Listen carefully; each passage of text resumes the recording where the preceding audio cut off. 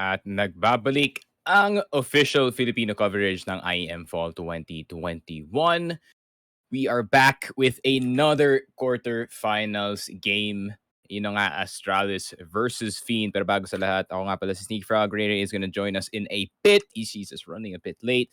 But we have this game ahead of us. Astralis versus Fiend. Itong Fiend, I think everyone knows Astralis at this point. So pag-usapan naman natin yung lesser known na team dito sa ating bracket, which is Fiend.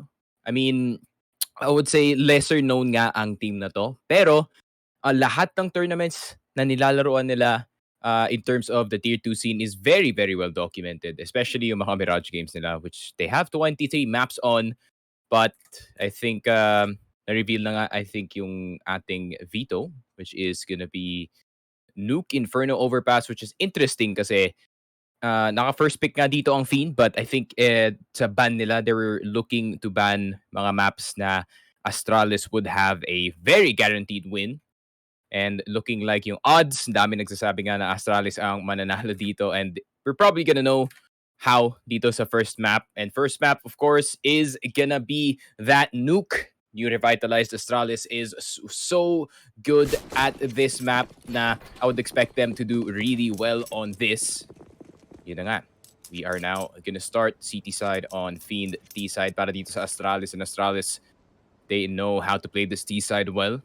Hindi na sila strangers sa pagdaro ng side na to sa Nuke especially. And the sets are gonna come in dito sa A side na napakabilis. Pero Victor and Bubble doing in work. Magisk and Dupree with their own pistols. So papasok na sila dito sa A side. And Magisk getting the second one dito sa Heaven. Pero yung mga Fiend members, nagdagdag pa ng dalawa dito sa taas.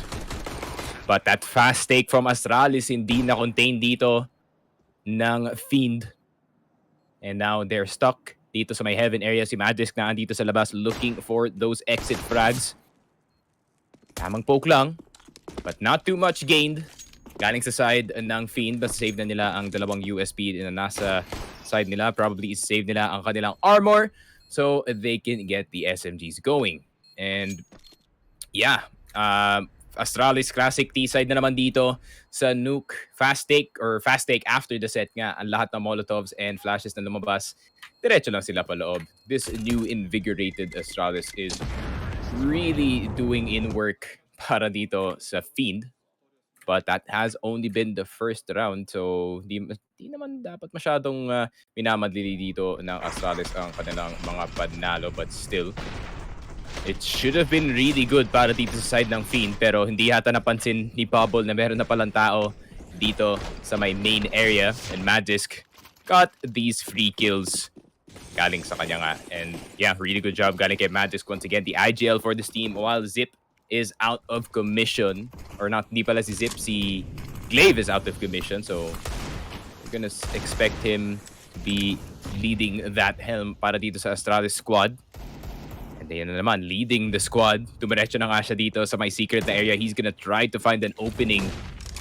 Any members dito sa Fiend that is creeping dito sa my B site. But I think para dito kay Magisk, he's just trying to distract yung mga members dito. Pero Red Star is gonna kill his own teammate. Bubble is gonna go down. Zipix, makuha niya si Red Star through that smoke on that Mac 10. So plus 900 para sa kanya dito. But the upgraded pistols, they can do some damage. Zip is gonna go down. Mababawasan lang itong si Victor down to 16 HP. And Dreamer trying to jiggle peek, pero lucky. Meron siyang scout dito. I think secured na yata ng Astralis itong B site. And Fiend are just looking for guns at this point. Kung wala sila mahanap, that's already bad news para sa kanila. Pero Harn, really good job. Napatay niya si Dupree. And I think they might attempt a retake. Dahil lang meron silang numbers dito. But nope, never mind. They're just gonna file back dito sa my CT area. I think para kay Victor, the most important thing para sa kanya ay masave ang head armor plus ang armor para pagpunta nila going into the next round. Meron siyang AK-47 and only slight utilities. Maybe 3.4, 3.6k, mga ganun na masuspend niya doon sa round rather than that additional 1k na makukuha mo from buying another helmet and Kevlar. And itong si Harn, probably doing the same thing as well as Dreamer. Actually, itong si Dreamer, hindi siya nabawasan ng kahit isa dito. So I think he might just straight up buy a FAMAS going into the next round. Pero Astralis, first two rounds dito sa may Nuke on T-side. Really good job containing. Pero Fiend, really valiant effort galing sa kanila. I mean, nakabawas na nga sila ng dalawa dito. And 2 unanswered frags from the side of Astralis is really bad if walang pera ang Astralis dito. Ang problema, the other teammates were live and alive and meron silang economy to work with. 650 para dito kay Magisk, and if he can do the same thing na pwede siyang tumiretso dito sa Secret, then that is good news para sa kanya. But the Deagles are gonna come out para dito kay Victor and the boys. Dahil nga nag-force dito ang Fiends sa second round, they're gonna save for this third. And Zipex trying to crawl up dito sa my trophy room. Alam niya ba na naandito si Harn sa corner, pero napakadaming Astralis members pala na nasa loob dito ng vending. Bobsky getting one with that Galil. Yung mga ibang Fiend members dito, tinry nila magta-trade, pero may 4 pala dito na Astralis sa my vending machine area, and they're just gonna be falling, mga Fiend members, and they're just trying to catch a refreshing drink maybe dun sa may, sa vending machine area. Maybe catch a water, catch a, maybe juice, pero meron palang nakaharang na Astralis members. 4 AK-47s, Galils, on point para sa kanila. And yeah, Fiend, they couldn't keep up. And I think timeout? Wala pang timeout. So I think Fiend is the type of team to just go straight for it.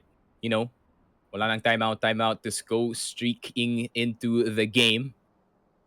So, never mind. Tech pause pala para dito sa mga teams. Maybe hindi gumagana na headset, maybe hindi gumagana na mouse or something. But since may time na tayo to discuss on the matchup, so Fiend versus Astralis, guys. Alam niyo naman yung Astralis, the classic #1 team trying to reclaim their glory back dito sa IEM fall.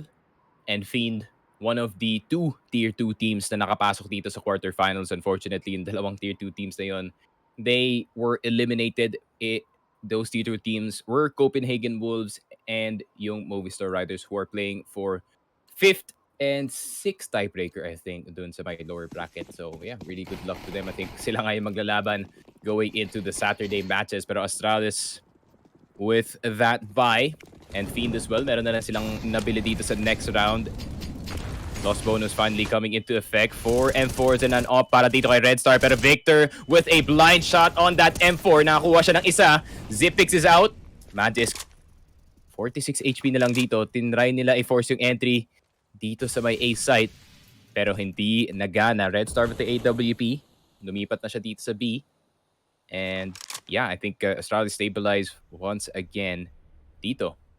Uy, Ray, are you back? Uy, Hello? Is that you? I am here. I am now here, guys. And, Astralis versus Fiend. Anong map, Vito? Anong first map? Nuke. Nuke. First map. Second map is Inferno. Fiend pick. Then Overpass. Decider. Okay. So, who do you think is mas favored right now? Astralis or Fiend? But I really do think Fiend has a fight against Astralis.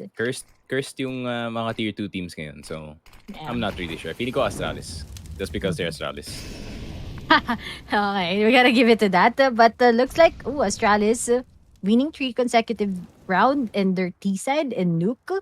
Shows to us talaga that they also work on their T side. Just the same as how other teams work a lot in this part. But, oh no, Magisk will be trimmed on by Red Star. Yep. I mean, Red Star with that AWP for the past few matches, napakaganda talaga ng performance na doon. Pero Bubble, tinahilingan niya nga dito si Dupree sa labas, but he's gonna get traded immediately dito sa main. Bubsky, gahanap pa ng control dito, but I don't think he's gonna find anything anytime soon. Lucky, looking to execute some members here ng Fiend. Baka makakuha siya ng isa. Nope. Is gonna get double dinked by Dreamer. And Fiend get their first round on the board. Those first 2 picks were just what they needed para manalo dito sa game. And yeah, Fiend get their first TT round. And just because of them punishing of the first, the first 2 important key players that we have for the entries ng Astralis, Jisk will be pinned down and Dreamer gets Lucky.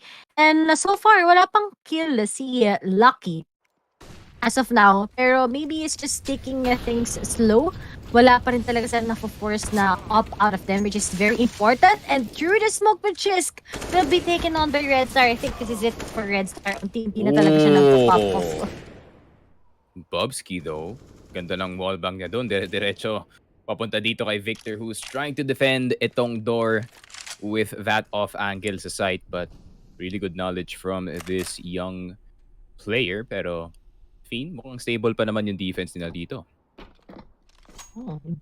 So, looking great for them. The fact that si Red Star buhay pa naman. Tapos, sobrang palong-palo niya talaga mag-op. I think it's gonna be a big struggle sa Astralis. And Pablo, ay, naka-timing. Pag yan wala, Sipnix, I think you need to say bye-bye. Pero wala pa naman nangyayari. They're just taking it so slow. Sipnix will be able to get at least one to get rid Bobski. Then we all know that it's gonna be a big game changer sa side ng Astralis.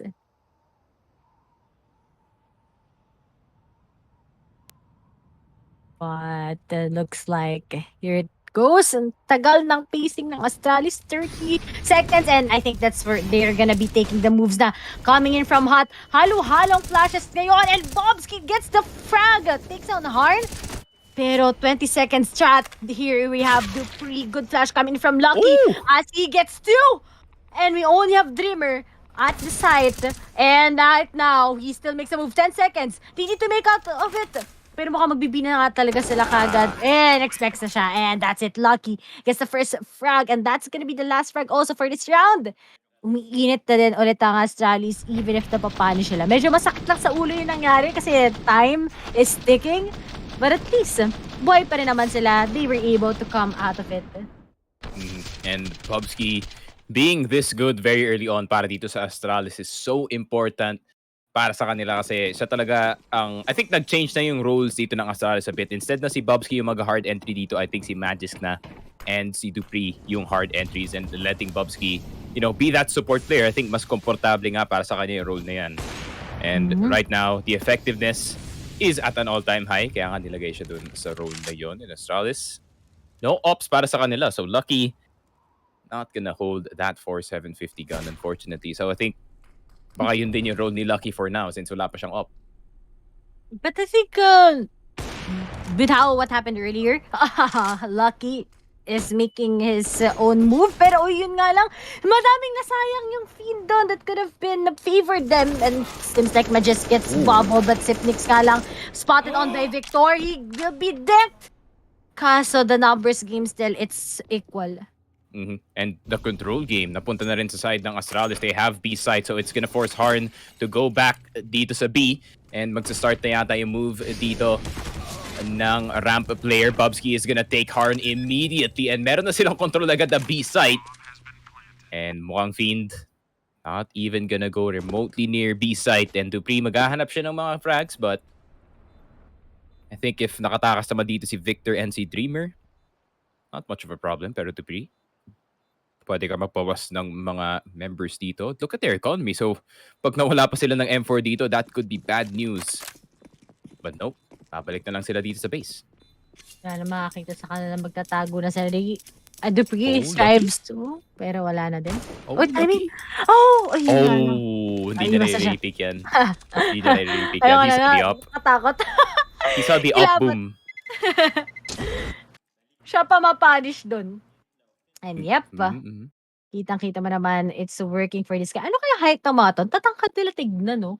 Takad nga ni Lucky. The tallest Astralis player is si Glaive at 6'4", I think 6'7". Yeah, around that range. Pero this is based off memory lang. Pero generally, mga Danish players are relatively tall. I think itong si Device is like 6'3", if I'm not mistaken. So guwapo pa. Tapos, yeah, I think 3 inches below, you can find me there at least.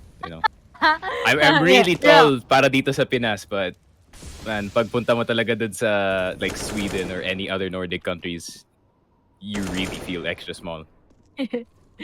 But then, possible win pa rin to sa Fiend, once they get total control. Pero wala pa naman talagang particular na ginagawa sa strategy. start passive, pero kasi yung pagiging passive nila, this is working for them. Maganda nga yung sinabi mo na nag-change na nga talaga sila ng roles. And now that they're showing it here, looks like ito na nga yung pangahawakan nila going into the majors. But as of now, lucky, wala pa rin talaga. They're waiting for that perfect time na lang eh. They're just delaying, maybe wasting utilities sa side ng Fiend, nagpaparinig, pero wala pa rin talaga silang ginagawa. Instead of being aggressive dati sa kanilang T-side. And speaking of, that flash itself, Ooh. Magisk! What? Okay, si Bubble? How did that happen? But Victor, yun lang. yan. Sayang. Okay na sana. Naudlot and Dreamer at gets Magisk. Okay na sana yung execution, pero di na nga kagad naging posible. And Astralis will be going down. Sayang. Nandun na yun. Nandun yung potential eh. Pero, yep. Napunish sila ni Victor.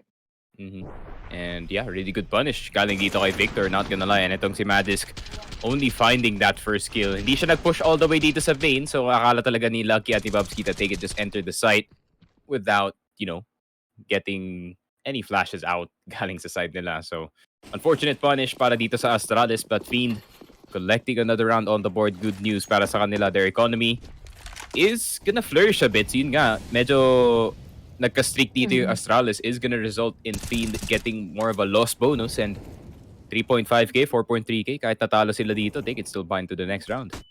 Yeah, no, there's not gonna be a lot of problems sa side ng Fiend. Plus their last bonus, sobrang laki na din. Kasi Astralis has been winning. Pero look at the comments, oh.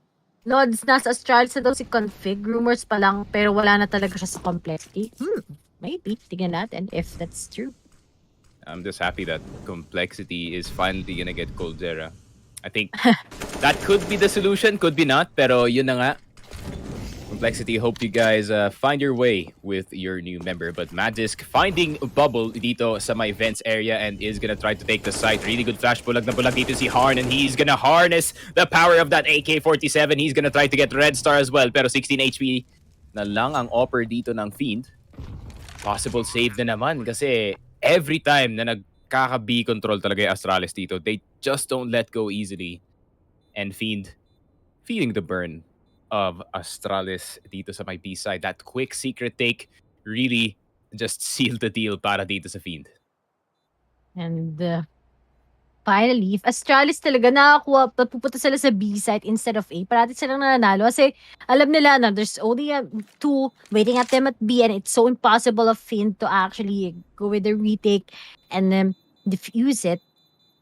And speaking of, yan na nga, wala nga lang sila makuha ang exit frags. Pwede pang ma-turn ang tables ng Fiend every time they save. But as of now, knowing the economy, wala pa rin silang offer. But at least, di ba? Usually, kailangan mo talagang may si Lucky on your T side, but they're surviving with him holding that AK. Alam nila yung magiging roles nila pag nasa T without an offer. And Magisk, I think it's looking so perfect para sa kanya ngayon. He's at his top form. Every time talaga maglalaro ang itong Astralis sa Nuke, you see itong si Magisk on top kasi every time that he goes for the entry kahit saan, trying to get space para sa kanyang team, it always works. 90% of the time at least yung mga pushes niya, especially dito sa outside papuntang secret. The way he gets control of B in that speed is really impressive galing sa kanya. So, welcome addition, especially the fact that he's IGLing para dito sa Astralis and he's performing this well. Really good to see galing dito sa Astralis, but I think it might be another outside take para sa kanila. They're really targeting itong B side. Yun lang eh. Play it slow, play it passive, and then we go to B. Kasi alam nila na mas weak link talaga ng team ditong B, so they've been really going there. But alam nila ba just makakuha siya ng information? Pero nga lang lumayo, buti na lang typing still. But yun na nga, naghabol siya talaga. Red Star punish na. Parati kang nandito. So we all know that we're gonna be going against you. And right now, si Magisk sobrang confident niya. Tapos sobrang important yung frags na nakuha niya dito sa T-side. Oh, the timing. So dito sa outside, if they do not smoke this cross, kung gusto nila pumunta ng B, then there could be a bit of trouble. Huh? Oh, nakatutok. Oh, Harn. Oh my God, the timing. He barely got through. So hindi alam ng mga CTs dito na manggagaling pala dito sa labas si Magisk. Pero Bubble getting the kill.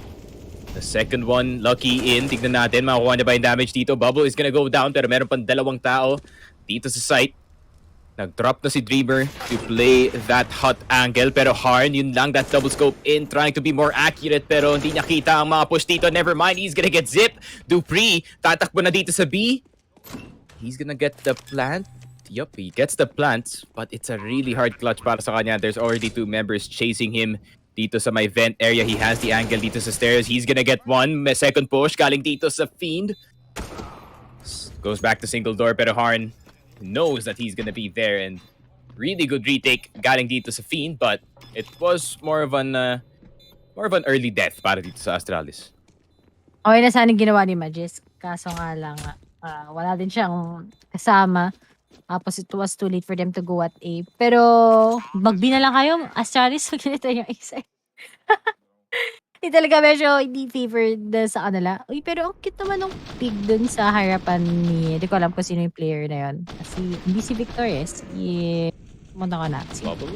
Ba yung Bubble? Cute Yeah. naman. Si Victor. Si Victor. And yep. I think that was just a miscom sa side ng Astralis. They could have gotten it. But, sino to? May ano siya ng liquid jersey. Sana all. What? They're not even playing. They're out of the tournament. Oh my god. Kaya nga Okay eh. lang. At least, Ano sa kabila? at least, you know, meron pa ring liquid fanboys dito. Maybe he's cheering for Fiend. Sure? So, yeah. Sure, liquid girl, yeah. Go ahead. Yeah, go Yeah, ahead. go ahead and be a Whatever liquid floats your fan. boat. I mean, yeah, they're an EU team now. So I respect respect na lang sa inyo. Sa kabila I mean, yun sa kabila yun. At least Kabila nagsama na sila ng complexity being NA orgs in EU. But oh my god, Harn double scoping in. Natamaan niya si Dupree. Ginawa na rin to dun sa Heaven, and it worked out in his favor. They went for the double off setup. Red Star trying to go for that wall bang, but it's not gonna hit anyone dito sa Astralis, and papasok na sila dito sa B. But Fiend, you still have to be careful. Ang Astralis, pwede pa sila mag-take over, but Bubble running through the Molotov. Pinush na lang dito si Magisk. Konting sunog lang sa paa, but not too much trouble para sa kanya. Bubsky, down to 67 HP. Wala na silang utility dito, so a bit of a pickle para dito sa Astralis. Bubsky with a really good angle dito sa control room. But the jiggle peek, you jiggle peek too much, man. Kalmahan mo lang, just hold the angle. Easy. And let them peek you instead. Pero lucky, is this gonna be the Oo, first? Nope, there's 3 people staring at him. Not possible. Tatlo yun. Long tumitingin sa kanya. But, I think medyo alam na ng Fiend how would they be able to get the guys of Astralis. They're already expecting Magisk. Tapos, si Bobsky din. Kailangan talaga nila i-pick off si Bobsky, or else it's gonna be so impossible to them kapag nabuhay pa siya. And lucky with him, the only guy left, it was impossible for him to actually do that. Unti-unting bumabawi. But the fact that you already have 6 sa side ng Astralis, I think that's already big sa kanila. Yeah, and I think para sa Astralis, they still want to get more. You want to get as much as possible dito sa T side, and if it's anyone who wants to maximize it, itong Astralis. So they do less work dito sa CT side, but Harn trying to dodge yung mga members dito, but he's gonna get Roras. Meron palang Bubble dito sa gilid with the AK-47. Can he do that much? No, he's only gonna get 2, and Dupree with a really good one dig dito kay Dreamer.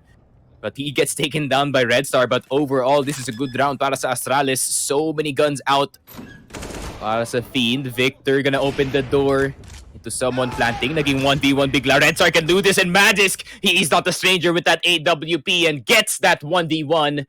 And amidst all the chaos dito, Magisk somehow pulls the win. Magisk. Kaya pa sinasabi. Meron talaga, there's something special about Magisk today. And I think that is what he's been showing to us. And on that 1v1 itself, buti na lang nakapag-refrag siya. Nagulat nga din sila. Sabi nga, question mark nga si Dupree. What? You actually did that, Magisk? Sobrang init na talaga. Para kay Magisk rin, no? It's like, I don't think he knew na 1v1 na pala yung situation. Usually kasi nangyayari dyan, ito yung, I'll put you guys in a high-level player, perspective. Like, sometimes, pag madaming nangyayari dito sa screen, and especially when it's that type of push na naka-force buy lang kayo, so you're in panic mode 24/7. So I think kinwestiyon ni Magisk, what? Naging 1v1 na lang pala yun? I didn't know that nakakuha na pala tayo ng tatlo. And that additional kill really helped the cause para dito sa Astralis. And good thing, itong si Magisk, he knew how to op back then nung nasa North pa siya. He's, galing siya na third or fourth opper. Parang reliable lang. It's a good optional thing. And buti na lang nag-kick in yun para dito sa Astralis. But Zip is gonna suffer in that nades. Grabe, 22. What? Just actually cut that. What?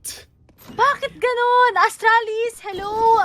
Hindi siya disappointing pero nakakagulat lang talaga sila. Parang yung sinabi natin, parang sinabi ni Mads kanina, what? What?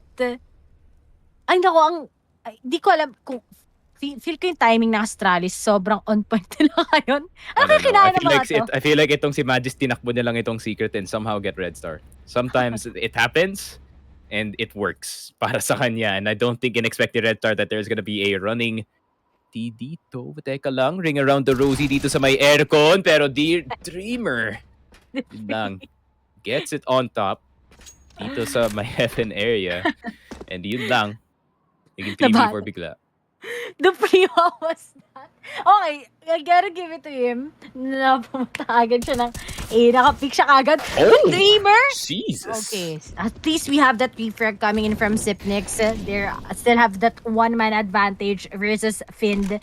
But I think it's gonna be better if you go to B site na rin talaga. Magisk, checking out kung merong impostor. Fortunately, wala. Ay, makakainis sila but they need to take care of that upper ham. Harn pala, sorry. Ito na ang moments na inaantok na ako. Okay pa ako, guys. And speaking of, tatlo versus na isa. And he still gets Magisk. Magisk power right now has been taken over. Pero will they go for that retake? Di yata. Si Victor makapunta. The timing. Pero si Bobs, kailangan niya sobrang maging patient dito. He needs to have that full awareness na meron siyang mamit like Victor! Lang. He gets him. I think that's it. Yeah. And kailangan talaga ni Victor ipanalo yung aim duel na yun kasi he's gonna start pressuring itong double doors and makakapasok na nga si Harn and unfortunately, hindi nagawa ni Victor yung thing na yun and Harn gonna save that AWP para dito sa Fiend. At least meron pa silang weapon that they can threaten going into this next round. And max loss bonus pa rin sila, I think. So, makakapili pa sila ng mga FAMAS, maybe some UMPs, maybe some Deagles. But I don't think yung buy dito ng Fiend sa next round is gonna be too healthy. Aside from it not being too healthy, hindi mo naman talaga usually nakikita na itong si Fiend on their eco round, getting a lot of frags. But then, this is so crucial kasi nasa city yung Fiend eh. Alam mo naman yung malaking advantage when you're at your city and Nuke. But then Astralis, they're actually surviving this. The fact that it's pretty big, but Victor gets Sipnix, but it's going to be a good control na ng Astralis sa may A site. And Dreamer has been eliminated. Red Star behind the backs. Ay, naku! What? What is happening? What the heck? I need a replay. I want to see ano nangyari dun sa A site kasi I have no idea kung paano namatay si Dupree. Bati ko. Yeah, I need that replay dito sa A especially kasi biglang naubos dito si Magisk eh. Sa A site. And yeah, Red Star with a really good push galing dito sa likod. But how did they get the rest? Parang, yeah. No, sometimes, burst plans, it's either you go really, really good or really, really bad ang magiging state ng game nyo after ng burst na yon. So, I think that's what happened dito sa Astralis. I think si Harn just got back really late for that backup. Pero Bobski, yun lang, is gonna fall. Ooh, Red Star gonna get 2 with this AWP. Gonna get 3! Really good flick galing sa kanya. And hahanapin niya ba dito sa silo? Op-testo eh. Op-testo, not gonna lie. Are you that good of an opper that you can flick? Let's see, Aim Labs. Ayun lang, Victor. Making it easy for him, at least. And Zipex. Victor's gonna die, probably. Nope. Uy, jumps on the rail. Saktong-sakto lang. Getting his accuracy back. And Fiend fighting back. Okay. Back and forth yung mga rounds dito. But still, you have to recognize that Astralis is on the lead dito sa T side. So, they're in a really good place even if they lose the next round. But Then all of them has been punished by Red Star, but we all know that it's 8. Alam mo yung pag sinasabi natin, sneaky na, wag ka na dapat pag-alala, 8 na yan. Nababati pa yan sa sa city side ng either of the teams kahapon. Sabi natin, NIP sa city, no problem. It's already 8 sa Ancient. Malaki ng bagay yun. Pero hindi pa pala. Nabati pa pala. Medyo humina pa sila sa city side. Made them unpredictable. But then, when you're gonna go up against a tier 2 team talaga, ito yung mga tidal waves, hindi mo ina-expect na bigla na lang kagad magbabago. But as of now, no op talaga. I think, maybe, do you really think na this is the time where Astralis on their T side and Nuke, hindi talaga sila mag-op? Yeah, I think mas prefer talaga nila that they're just gonna go for the 5 AKs kasi the amount of firepower and movement that they have. And pag naka-off dito si Lucky, medyo nagiging static yung mga pushes niya. So, I think knowing that, Astralis just decided to go for the 5 AK setup and so far it is working dito sa round kasi meron na silang control ng back of B dito sa may vents and I think the CTs have to adjust their defenses. Si Magis, magpupush na lang dito sa labas knowing na nag-rotate na dito sa loob ang mga members ng Fiend. And now it's a 3v5. This slow control on both of the sides is really choking itong defense ng Fiend. Hopefully talaga they will be able to tackle against the Dreamer because that's going to be big. And speaking of, the free gets him and I think this might go into the side of Astralis na a 2v4. Alam na nila kung saan nila i-expect si Hardy tries to go with the wallbang. Wala nga lang siya makukuha as all of these guys will just be taking care of the angles as Sip next will be getting bubble. And yep. I think this is it. Unless if... Alam na nila where he is. So, umakit siya dito sa ladder, he's dead. If he goes out, he's dead. And yeah, if he gets wallbanged, he's dead. Ayaw pang ibaba ng isang Astralis player that is still on that roof area. Si Magisk. Oh, lalabas dito si Harney. He's gonna try to go for the crazy flick pero hindi gagana. 9-6 Astralis. First play dito sa A side is gonna result in them getting that win. And yun na nga, the revitalized Astralis T side dito sa Nuke is really working out in their favor. Yeah, this is different. This is a different Astralis strategy that we're seeing here in Nuke. It took them a lot of time, maybe, to actually come up with how they have a good strategy sa kanilang 5 AKs. Kasi aside from si Magista, kita mo, he does his own thing, but he's very successful. Plus, nakita mo yung answer with the Bobski together with Dupi when they need to commit already to a site. Sobrang different nung nakikita ko sa Astralis compared to their usual Nuke stats sa team. And at least ngayon, ito na yung time na pinapakita nila or maybe they're testing also the waters but it looks like it's very effective. And I think yung pinaka-importante dito, not gonna lie, for Astralis is Magisk got his mojo early so medyo may ano pa naman sila. Medyo may edge pa naman sila because, you know, Magisk is on the map. So, yeah. I think, I'm trying to think on anong solution na pwedeng gawin dito ng Fiend para you know, somehow get rounds dito sa my T side. But I think Fiend, kayang-kaya naman nila knowing that Bubble is really good at rifling and maybe itong si Red Star kaya niyang tapatan ng AWP ni Lucky which is probably gonna play either outside or ramp. And yeah, pag nahuli nila dito si Lucky, maybe makakakita ng weakness itong Fiend and maybe they can punish that immediately. But it really depends kung may weakness pa talaga yung Astralis today and it's just gonna be up to the younger players naman dito. I think Magisk and Dupree and itong si Zip are just gonna do the usual thing. Maghahanap talaga sila ng 5v4 para dito sa kanilang team. Yeah, that's gonna be it sa starts. Pero the fact na 9 already sa T-side mo, I think iba din yung init na ipapakita nila sa atin in the city. But Fiend naman on the other side, medyo may mga risky lang talaga sila na positions ina-expect na Astralis. But the fact that they won earlier yung isang Ikora na hindi ko naintindihan kung paano nila ipadala yun. Dahil hindi na natin nakita sa replay yung very, yung much needed na spectate. But at least, we're seeing hope of also coming in from them. But if I'm were to ask Nikki, this was a pick by Astralis, right? Mapick ng Astralis to? Yeah, most likely. Hindi naman sila napipick ng Inferno. Sobrang rare na makikita mo.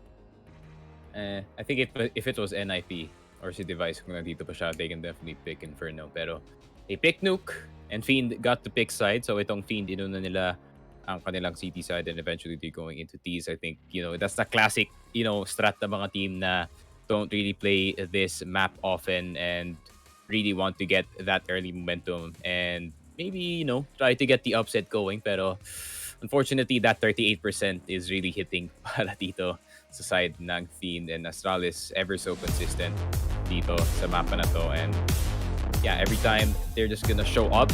There's nothing really inconsistent dito sa kanilang mga members other than kay Bubsky. And some of the times, lucky na rin. Medyo tahimik siya some of the times na he's gonna be put under pressure. But yeah, Astralis, I think they're gonna be fine dito sa my city side. It's just gonna be up to Fiend kung mapifigure out pa nila kung paano magde-defend and kung saang place gustong gumawa ng mga flash play itong Astralis. Astralis talaga, they're different this time. But how will Team Fiend naman show us on their side? Maybe meron silang creativity din dito that we're gonna be looking forward. Ito na yung time na they need to just show everything up against Astralis. But Zip mix with the dual Berettas. Interesting. Yung mga, tignan natin if he'll be able at least to pin one from Find, and that's gonna be important. But all of them, sama-sama lang sila. Nagsimula na, pero I think restart na yung round. kaya, Yeah. Kaya ako nagtaka eh. Di na pala, pause pa lang guys. Medyo na-excite daw kasi kami, kaya daw pinos nila, then gonna be starting it. Pero, this is Team Fiend, I'm a big fan talaga with Red Star and his op talaga. It's been doing it. Kaso nga lang, napapunish din siya kagad ni Magisk usually. Biktima ni Magisk ngayon. Si Red Star. But, big shoutouts nga para sa mga nanonood. Si Pilat yung mga naghanap sa kanya. Nasa Twitch siya ngayon. Yeah. So, nagkakasila ng TI. I think OG versus T1 if I'm not mistaken yung kinakas nila. Ooh. Well, alam yung schedule nila ngayon eh. Yun yung last na check ko at least kasi nakatulog na ako before this one. Not gonna lie. 1-0 na sila against 1-0 na ang OG guys. Against T1. Now may Dota updates pati dito. So, yeah, really good. Really exciting to see ang nangyayari dito sa OG. Maybe they can make another miracle run happen. Maybe, it could inspire itong si Alexi Bino. Pwedeng sabihin niya, oh my God, yung boss ko, he's still winning tournaments. He's running the company at the same time. Despite the napakadaming ginagawa nga ni No-Tail, he is still finding a way to win more and more and more. And, Alexi B, dude, you have to look up to that guy. Come on. You basically look the same. The countries that you're born in, halos magkatabi, nandun kayo sa Scandinavian. So, maybe you're blood brothers. Maybe you guys are made to win nga. Doon nga sa OG. But back to the game. You're going back as Astralis. May dual release dito si Zipex and he's gonna go face on. He's gonna get 2. He's gonna get 3. Ayun na nga. 2 guns, 4 heads para dito kay Zipex. And every time nagagana talaga ang dualies, it is a sight to see kasi that gun is not easy to control, but with the right hands, gagana at gagana talaga yan. And well, if Stepnix will be using that, it's gonna be going sa kanila. And tignan mo, inispawn na siya. Gumagalaw-galaw na siya. Oh, grabe, ang kulit mo, Stepnix. Could have been an ace, pero nga lang, sinira ng teammate. But syempre, di naman nila gano'ng ima-mind yun. Pero feel ko, natuwa lang din yung Astralis. Nagulat pa nga sila. But that round is really important. If you take a look at it, dahil kapag nanalo ka na, it's just gonna be a full momentum. Plus, on the city side of Astralis, ito talaga yung specialty nila eh. At tignan mo naman, naka-force pa sila ng AUG coming from Zipnix because of that 4K that he got earlier. Pero Zipex with the AUG, gonna start spamming pero mag-back off na lang siya dito not to be overwhelmed by the members of Fiend. Pero yun na nga, pinush na si Lucky dito. He only has a scout pero si Majesky has the bigger gun. Makakuha siya ng 3. And the Dreamer, nakakuha siya ng isa with the Deagle but not much more. And Astralis, mukhang i-collect na lang nito si Dreamer but it is a possibility but wala eh. It's really hard, especially pag naka-angulo na ganito si Magisk. Makukuha mo ba? Zip? Oh my God! Zip got destroyed and meron ng AUD dito si Dreamer. This has just become more and more possible pero Bobski catches him reloading dito sa B site. And 11-6, Astralis.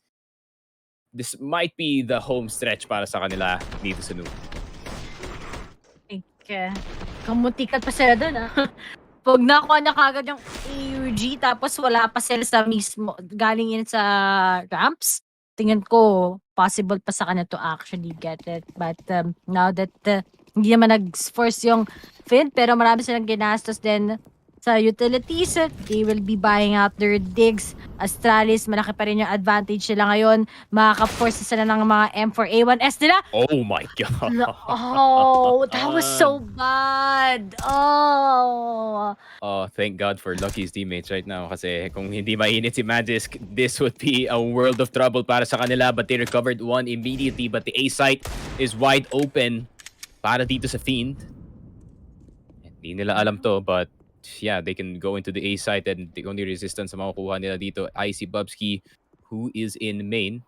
And I think may info sila dito that may nag-drop na bomba sa may lobby area, so they have to be careful. Victor trying to do more damage dito sa labas, but the push is gonna start dito sa ramp.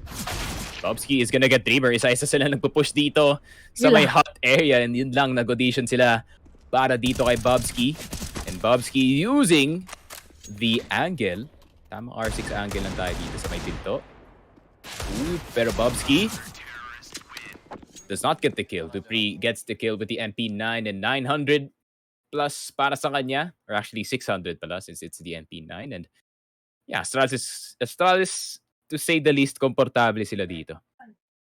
Labas, I was wondering, but yung mga players, usually gamit talaga nila ay earphones kesa sa headphones or headset. It really depends sa event. If I will explain yung sound dynamic, sounds kung bakit, how they work later with other speakers. Pero they prefer IEMs, easier to not hear stuff with it and plug yung ears nila. And looking like Harn is just gonna plug a AK bullet into the face of Magisk, and Lucky gonna get 2 in return. But Astralis, meron pa naman silang control ng round dito. And yeah, it seems like their IEMs are working. So IEMs talaga ang preference nila. It's, easier para sa mga sound guys dun sa backstage. Dun sabihin nila, guys, suksok nyo na yung mga IEMs dun sa tenga nyo para wala kayong marinig. And yung headset para lang talaga sa white noise yun, not gonna lie. They just put white noise so di nila marinig ang outside. And it seems like Lucky, makakuha siya ng dalawa with the AUG, and Dreamer, trying to get itong 1v3. Ginawa na to ng Fiend kanina. It did not work out in their favor, but maybe Dreamer can do something different. Maybe they can do something different, but how will they actually go and survive this to the Dream going up against 3? Sobra silent ng Astralis. Ito yung mas nakakatakot. Because Dreamer needs to check every corner, every possibility na baka makuha siya ng Astralis anytime. Ayun na. Bobsky will be surprising him. And he's just gonna be waiting with his teammate to actually get the crossfire instead. So he needs to check everything. Sobrang paranoid the moment para kay Dreamer. And speaking of, Sipnix gets him. Yun lang. 13-6 Astralis. Yeah, it's looking rough para dito sa Fiend. I think, to be honest, like if compare natin ang NIP to Astralis, I think Astralis is more of a team that will just stomp anyone that is worse than them. Not gonna lie, and I think yun na nga yung case para sa kanila dito. And yeah, Astralis showing why they're top 8 right now. In my opinion, dapat nga top 5 sila sa mundo kasi some of our top, 2, 3, 4 teams are kind of slumping right now. So either way nga ang rankings ngayon. 6-13 timeout para dito sa Fiend. It's first of the match. And yeah, should have made that timeout like round 15 or round 10. I mean, dapat the first half pa lang ginamit. Pero di nila ginamit. Sayang lang. Could have been sa kanila na dapat they maximize those timeouts. But maybe. This might be a game changer. Magagamit ng SG. Okay. Bubble. Been a while since I last saw that. Sa usual na hindi ginagamit talaga yan ng mga nasa T-side already nung nerf na siya. It's the favorite gun of Simple at the moment, according to him. Kasi yung accuracy, kahit naka-unscope ka on that one tap sa SC is actually insane. You can basically run and gun pag magaling ka mag-counter-strafe. And I think counter-strafing is second nature na lang dito pa sa mga players natin. But itong si Bubble, no, if he can play a really far angle with that SG, then maybe makakuha siya dito ng isa. And I think the best way, no, para laruin yung SG dito is somehow try to find a way na i-take out itong si Lucky dito sa ramp. Because if you take out this upper sa ramp, and I think Astralis is gonna probably adjust around, no? Hindi sila yung type ng team na i-contest nila agad yung control dito sa ramp. They're just gonna adjust, maybe play ladder, not let them in dito sa my heaven area, but Fiend is still taking their time. How will they actually get this? Dahil kapag natalo yung Fiend dito, oh no. Sobrang expensive pa naman ng round na to. Pero feel ko mag-force pa rin sila sa next round. And Majest gets Bobo, but this Victor gets a good opener. Bobski bumagsak na rin sa kanya. And just a face, Dupree was able to save the day. Takes Victor out, pero wala nang choice ngayon. Ang Fiend ko di mag-commit. But Fees Harn gets Dupree. Nababawasan pa si Majest together with Lucky. Low both. Pero magkukomit sila, pero coming from heaven. Alam na kagad ni Harn. He gets with the taps. But instead, Majest gets him. Red Star is no, low. winnable. Pero winnable pa to kay Red Star. But, Lucky. Hello. Sabi niya, I have the up now. And my God. Kind of a disaster galing dito kay Bobski. Not gonna lie. He got the flash. Di na nakuha yung follow-through though. So, nakapasok dito ang ibang mga Fiend members. That was a close call galing dito sa Astralis. They lost control of the site. And namatay ang mga Heaven players dito. But really good flashes galing kay Harn. I think siya yung outside player na naghahagis ng flash papasok dito sa A site. But Astralis, the recovery is just too good. I mean, kung napatay ni Harn itong si Dupree, I think this would have been still a save. So, ang mga nagtatanong, Sneaky, sino daw papalitan ni config sa Astralis? Wala rin kami idea. Nahirap. Everyone's so good right now. I think Bubsky, just because he's less of a consistent player. So, hindi si Lucky. Oh my God. Jeez. Hindi si Lucky. No. Ini franchise player nila eh. Oh my God. How is Astralis winning these? Lahat ng mga fights dito. Okay, if Bubsky clutches this, he's insane. Baka wala ng config. Oh my God. What is this? That's one! Oh, that's two Dreamers! 41 HP! Oh my God, kung nakakuha niyo din si Dreamer, that would have been a dream of a round para dito kay Bobski. Pero, what the heck was that? Astralis. I don't know what was happening. Like, namatay dito sa outside. Ducky got the kill, pero Red Star nakababa na pala dun sa my main roof. Bobski in the smoke. Just chilling dun sa loob, waiting for the eventual plant ng Fiend. That was a weird strat galing sa Astralis, not gonna lie, but they still have some guns para they can defend a bit, but utility is not looking too good para sa kanila. Peppermint not looking good. How would they be able to close this one out? Ito na naman Astralis, pag nahirapan mag-close, come on. Okay. Wala niya sige. Let's give it to him. Let's give Bobski a second chance to redeem himself. Si Sipnix, hindi consistent kasi din si Sipnix eh. Pero minsan may mga... You can't remove Sipnix. He's part of the core of why Astralis is successful that they are. So hindi talaga, expect na hindi matatanggal si Zip, hindi matatanggal si Magisk, hindi matatanggal si Dupree. So at least that's what we think para dito sa Astralis. But we don't know. Hindi naman tayo GMs ng Astralis dito, so we have no idea what they want. But what they want is getting the A site taken. Yun pala ang gusto dito ng Fiend. And Red Star getting instant control ng A site and mukhang save na naman para dito sa Astralis. We might be in for a long one kung hindi nila masagot nito ng paayos in the next round. And it seems like wala silang tools na pangsagot dito sa my next round. So, not looking likely. Kulang eh. Smoke lang siya need. Sobrang hirap sa pag-retake niya. Unless kung may dalawa kang flash, pero they already use it. Kaso nga lang, tatanda mo si Finn, they've been pushing lang sa may site na walang katakot-takot. Pero gusto niya talaga tapusin yung mga buhay. Ayaw niya pag-save yung mga miyembro na Astralis. And speaking of, he gets a tag. Pero at least di nila alam na nandun si Lucky. Nag-watch out lang sila. Ay, wala.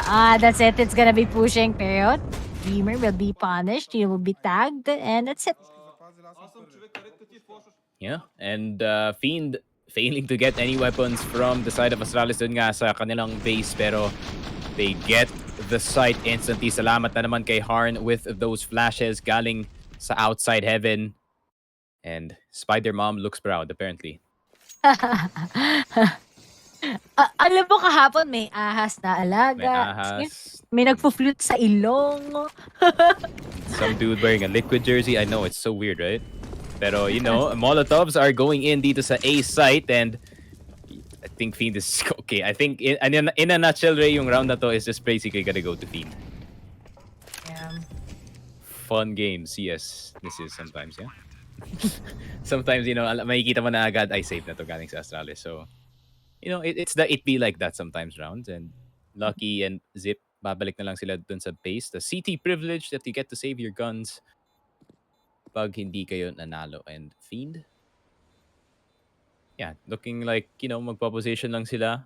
Nothing too drastic. Itong si Lucky, gonna wait for Dreamer to push itong silo area. And if he catches him, that's an AK down para dito sa Fiend. Oh my God, that was nasty galing dun kay Dreamer.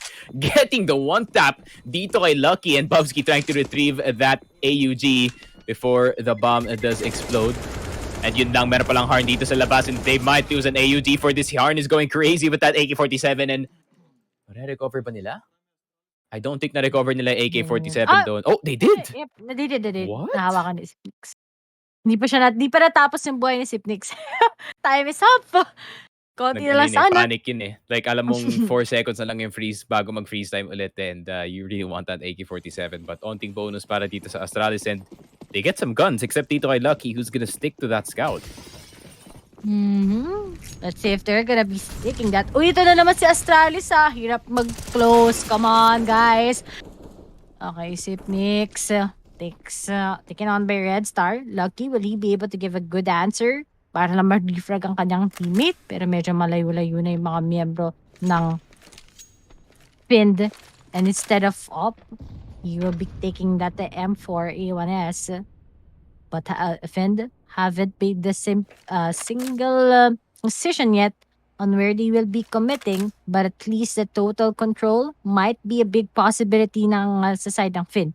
Pero si Magis needs to extend eh para makakuha. He knows that this is what we usually do also in our teams. And speaking of the timing, Bubble gets him. Feel ko paano to? Baka 14-16 pa to ah. Oo nga, and I think medyo mabibait yata ang Astralis dito, thinking that they're gonna go into the B site. Pero si Bubble, meron na siyang control dito sa outside, and Dupree, I think they're looking to save. I think they're looking for a way na makapasok dito sa kanilang sariling base and maybe save these 3 rifles kasi, you know, taking this A site, I think it's just gonna be an easy time para dito sa Fiend, and small sacrifices para dito sa Astralis just to get those 2 points. And yeah, full save lang para sa kanila, and maybe makabawas pa sila ng mga rifles dito. Exit frags is the key. The side ng Astralis. Or maybe, let's give it to them that they're taking their time sa city. Kasi, yung Field, they finally figured it out eh. Tapos, kapag tier 2 team talaga, sobrang unpredictable na pala talaga nila sa T-side. What, Bobs? It's 2? That's very important. Nakakuha pa siya ng AK. But the bomb might kill him. The bomb might kill him, actually. He's directly under the bomb. So, kailangan niyang tumakbo dito sa secret to not get that damage. Pero Lucky is almost gonna get 2. Harn's gonna die. Yeah. And yun lang. Did they recover that AK-47? I think they did. And yeah, 2 rifles saved para dito sa side ng Astralis. Could have been way better, but yeah, Fiend just hunting, throwing bodies at Astralis dito. Meron pa naman silang economy, but Fiend, this could be your last buy, and if you lose this round, you're gonna be in a bit of trouble. Sobrang ano na lang, no? Pininch na lang ng Astralis yung Fiend para magastos sila sa next round. That was pretty smart, diba? If you don't win this round, maybe we'll just be taking you also to buy on the next para lang to sobrang expensive. It's gonna be impossible for you. And that's a good strat kasi ito na ata yung Astralis going all out. But with this buy, I think impossible pa rin. Unless Magisk will be able to come up with something. Yeah, and it's really looking rough para sa kanila. I thought that Astralis would go for a full buy dito considering na Fiend is, somehow in a pickle in terms of economy. Parang mga 5k lang yata mas save nila going into the next round, then that is not enough for a full buy. And Astralis spotting anong gustong gawin dito ng Fiend early on. Pero Harn is gonna get tagged up dito sa labas. Dupree is gonna take him down. Red Star with the AK-47. Bobski papawasan dito. Magisk in the smoke. Yun lang. He's gonna get Red Star. Nauubos na dito ang members ng Fiend sa may garage area. And Magisk looking for more blood dito sa labas, but he's trying to get that AK-47 in a really safe place. But instead, magka-angle na lang siya dito. And this is a really uncommon angle para dito sa Fiend. And he's gonna get the instant spray dito kay Bubble. That immaculate spray control galing sa kanya. And 3v2. Somehow, yung situation nag-turn around para dito sa Astralis and Victor being on 13 HP. Not the best news para dito sa Fiend. Not the best news. Plus, ang ganda na naman ng eco round ng Astralis. If they win this, nako po, that's it.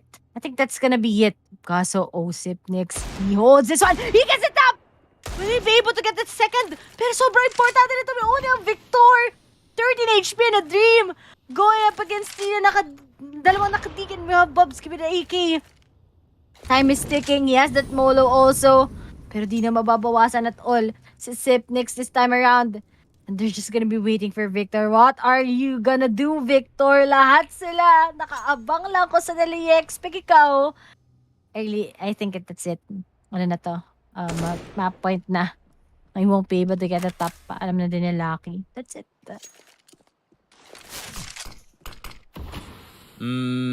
Yeah. Astralis getting around out of nowhere with those Deagles. And yun na nga, 10 to 15 off of a really weird round. Galing nga doon sa Astralis and Fiend just getting caught off guard. Pinipeak lang sila again and again and again. And Magisk once again with a really good outside control dito. And Zip getting that crazy deagle. Nakuha niya pa yung 100 HP player doon. So either way, that would have been a win para dito sa Astralis. So really good job galing sa kanila. And now they have complete everything and an AWP in the hands of Lucky. And maybe Lucky will get to play his favorite weapon in this round. Kung hindi siya ma-caught out dito ni Red Star sa labas na naman. Pero mukhang naghahanap ng lobby play itong Fiend. Oo, lang. We're still waiting. How will they be able to win this out against the guys of Astralis? And Magisk, alam na niya, he gets a good info. Kinda just hurt Bubble. -8 lang naman para sa kanya. Sobrang laki ng control na ginagawa ng Astralis ngayon. And speaking of, Harn takes the smokes out. I think they want to go into secret. But with the Bobski just waiting for them, will he go through the smoke? Pagiging smoke criminal lang nga ba siya ngayon? Kaso wala pa rin. Nahaba ng decision making ng Fiend. Maybe they're just waiting 30 seconds or 35. They really want to save this fake papunta dito sa B site and wala pang gumagalaw dito sa Astralis, so that's bad news para dito sa Fiend. It could be the start of the end, but the Molotovs are gonna start flying dito sa my side. Pero Magisk and Dupree doing in work dito sa may pinto, and they're welcoming Fiend with their welcome AK-47s. And Bubble, nakuha na dito si Dupree in return, but it is looking like a lost cause para dito sa Fiend kasi Astralis is gonna get this first map. And yun na nga, Nuke secured. Astralis looking very happy about it. Sonic, onting ngiti lang. Di pa naman siya masyadong hype. Parang ano pa kasi, hindi pa hype yung game, no? Hindi pa yung, nail-biting, really close match na nakikita natin sa mga other games. So, pretty calm Astralis still. And, yeah, Fiend, good effort, pero Astralis yun eh. sobrang nasa best form talaga yung Astralis. I'm really happy with the lineup that they have. Although, yun nga, marami nagtatanong sa atin, wala rin kaming idea. But if that's true, that config will be going sa Astralis, hindi ko alam kung sino yung papalitan nila. I think sobrang malulungkot ako if papalitan nila yung current roster ng Astralis, to be honest. Post ako ng parang analogy that's too long for the broadcast dun sa chat. And sinabi ko, if they go with config, mag-win now mode sila. I also compared this, alam ko naman, half of the CS players probably watch the NBA as well. So, you can compare this to yung trade back then kay Lonzo Ball, kay Brandon Ingram, papunta nga dun sa Pelicans in exchange for Anthony Davis. So, kung ginawa nga nito ng kung nilipat nga nila si config dito sa my Astralis, then they're gonna be in win now mode. Gusto nila mag 110% right now, but at the moment wala pa namang official announcement, but maybe yung leaks magtatama nga kasi I think Astralis maybe going into 2022 is gonna go for an all-out streak, maybe isa na namang era dito sa mga LAN tournaments that we're gonna have in 2022. Hopefully, fingers crossed. So, yeah, I mean, Astralis, mukha naman silang malakas ngayon with their current roster. Magic at the helm once again and still leading the team into victory. And they're looking consistent. Mukha silang di lang magpapatalo sa mga tier 2 teams na nakapasok dito sa quarters. Yeah, sa tingin ko talaga may goal si Astralis that we don't know yet. But kailangan natin makita kung ano man yung magiging news nila. Yun lang naman sila lang makakasagot na rin. That's gonna be the biggest leak. Definitely a game changer that we're gonna be looking forward in the next year. But right now, guys, we're just gonna be taking a short break here in IEM Fall 2021. We are your shortcasters, Lady and Sticky Frog. See you on the next map.